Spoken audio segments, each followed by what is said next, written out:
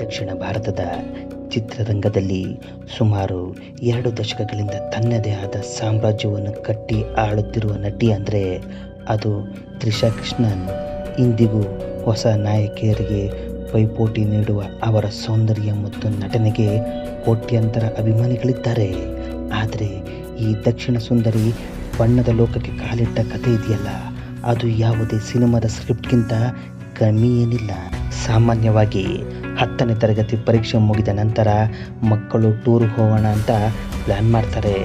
ಆದರೆ 1999ರಲ್ಲಿ ಚೆನ್ನೈನ church park ಶಾಲೆಯಲ್ಲಿ 10ನೇ ತರಗತಿ ಮುಗಿಸಿದ್ದ ಪುಟ್ಟ ಹುಡುಗಿ ತ್ರಿಷಾ ಮಾಡಿದ್ದೇ ಬೇರೆ.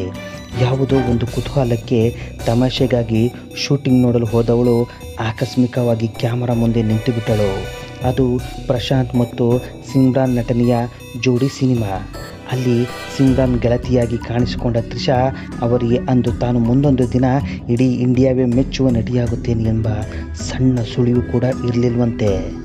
ಜೋಡಿ ಚಿತ್ರದ ನಿರ್ದೇಶಕ ಪ್ರವೀಣ್ ಗಾಂಧಿ ಅವರು ತ್ರಿಷಾರನ್ನು ಮೊದಲ ಬಾರಿ ನೋಡಿದಾಗ ನಡೆದ ಘಟನೆಯನ್ನು ಇತ್ತೀಚೆಗೆ ನೆನಪಿಸಿಕೊಂಡಿದ್ದಾರೆ. ನಾಯಕಿ ಜೊತೆ ಬರಲು ಕೆಲವು ಸುಂದರ ಹುಡುಗಿಯರು ಬೇಕೆಂದು ಕೇಳಿದಾಗ ತಾರಾ ಉಮೇಶ್ ಎಂಬುವರು ತ್ರಿಷಾರನ್ನು ಕರೆತಂದಿದ್ದರು. ಆಗಷ್ಟೇ ಪರೀಕ್ಷೆ ಮುಗಿಸಿದ ತ್ರಿಷಾ ಸಿನಿಮಾ ಅಂದರೆ ಏನು, ಶೂಟಿಂಗ್ ಹೇಗಿರುತ್ತೆ ಅಂತ ನೋಡಲು ಬಂದಿದ್ದಳು. ಅವಳ ಮುಖದಲ್ಲಿ ಒಂದು ವಿಶೇಷವಾದ ಕಳೆಯಿತ್ತು. ದೊಡ್ಡ ಪಾತ್ರ ಕೊಡುತ್ತೇನೆ ಎಂದು ಹೇಳಿದರೂ ಅವಳು ಆಸಕ್ತಿ ತೋರಿಸಿರಲಿಲ್ಲ. ಕೇವಲ ತಮಾಷೆಗಾಗಿ ಬಂದ ಹುಡುಗಿ ಇಂದು ಎಷ್ಟು ಎತ್ತರಕ್ಕೆ ಬೆಳೆದಿದ್ದಾಳೆಂದರೆ ನಿಜಕ್ಕೂ ಅಚ್ಚರಿಯಾಗುತ್ತೆ ಎಂದಿದ್ದಾರೆ. ಜೋಡಿ ಚಿತ್ರದ ನಂತರ ತ್ರಿಷಾ ಮತ್ತೆ ಸಿನಿಮಾದತ್ತ ಮುಖ ಮಾಡಲಿಲ್ಲ. ಬದಲಾಗಿ ಮಾಡೆಲಿಂಗ್ ಲೋಕಕ್ಕೆ ಪಾದಾರ್ಪಣೆ ಮಾಡಿದರು. ಅಲ್ಲಿ ತಮ್ಮ ಜಾದು ತೋರಿಸಿದ ತ್ರಿಷಾ ಮಿಸ್ ಚೆನ್ನೈ ಕಿರೀಟವನ್ನು ಮುಡಿಗೇರಿಸಿಕೊಂಡರು. ಈ ಸುಂದರಿಯನ್ನು ಕಂಡ ಖ್ಯಾತ ನಿರ್ದೇಶಕ ಪ್ರಿಯದರ್ಶನ್ ಅವರು ಲೇಸಾ ಲೇಸಾ ಚಿತ್ರದ ಮೂಲಕ ತ್ರಿಷಾರನ್ನು ಪೂರ್ಣ ಪ್ರಮಾಣದ ನಾಯಕಿಯಾಗಿ ಚಿತ್ರರಂಗಕ್ಕೆ ಪರಿಚಯಿಸಿದರು. ಅಲ್ಲಿಂದ ಶುರುವಾದ ತ್ರಿಷಾ ಹವಾ ಇಂದಿಗೂ ಕುಗ್ಗಿಲ್ಲ.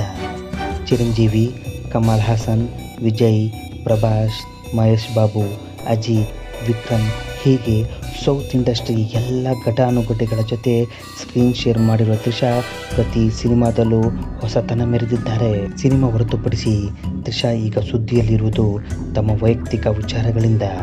ತಮಿಳುನಾಡು ಮುಖ್ಯಮಂತ್ರಿ ಮತ್ತು ಟಿವಿಕೆ ನಾಯಕ ವಿಜಯ್ ಅವರ ಜೊತೆ ತ್ರಿಷಾ ಹೆಸರು ತಳಕು ಹಾಕಿಕೊಂಡಿದೆ. ಒಟ್ಟಿನಲ್ಲಿ ಅಂದು ತಮಾಷೆಗಾಗಿ ಬಂದ ಹದಿಹರೆಯದ ಹುಡುಗಿ ತ್ರಿಷಾ ಇಂದು 100 ಕೋಟಿ ಬಜೆಟ್ ಸಿನಿಮಾಗಳ ತೂಕ ಹೆಚ್ಚಿಸುವ ಪವರ್ ಹೌಸ್ ಆಗಿ ಬೆಳೆದಿರುವುದು ಒಂದು ಅದ್ಭುತ ಪಯಣವೇ ಸರಿ. ಅದಕ್ಕೆ ಹೇಳೋದು ಯಾವ ಹೂವು ಯಾರ ಮುಡಿಗೋ ಅಂತ.